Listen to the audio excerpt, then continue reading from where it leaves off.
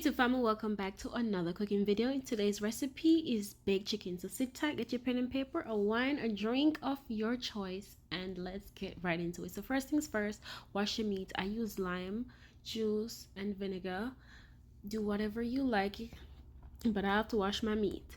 So after I cleanse my meat, I'm gonna go in and drain the water, and then I'll get into the dry ingredients. So the dry ingredients are my parsley, meat seasoning, garlic powder, paprika, adobo, and black pepper, and a little browning to give it the color. And don't use too much of the adobo because it has salt in it and you don't want it to be overly salty and throws the entire flavor of your pot off. So just mix all of that together, let it sit a little bit, and then you can prep your other ingredients that you're about to put in. So if you want to start with the gravy now, you can, and just let it rest.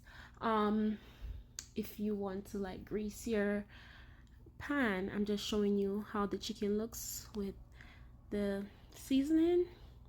So here I'm just using some butter to grease my pan because you don't want your chicken to stick, and just really lather it on, make sure that it's well coated, and then you apply your chicken to the pan.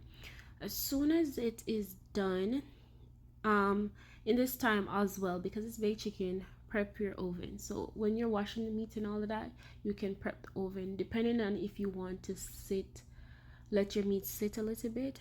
And I put it in the oven for 300 degrees Fahrenheit. I did put it for 220, but 220 was not giving it, so I went ahead and go for 300, and it made a difference. So on a saucepan, you put a little bit of butter and your veggies. I have onion, scallion, thyme, and it's best to use fresh produce because the flavor is just so much more heightened.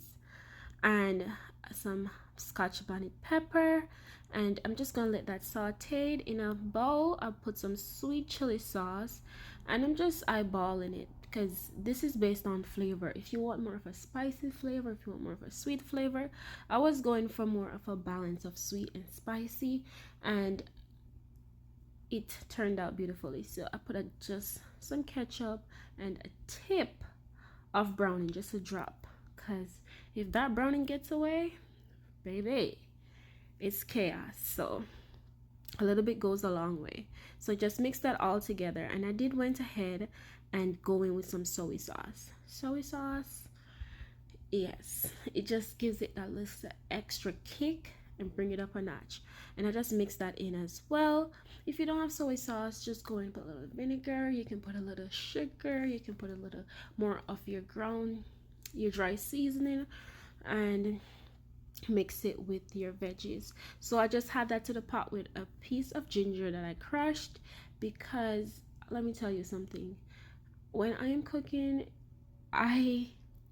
sometimes it's a spur of the moment as well as the flavor that I'm just going for.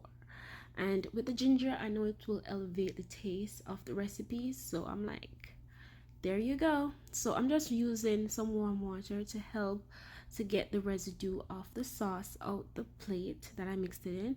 And this is what it looks like after being on this fire for like 5 minutes. It doesn't take long.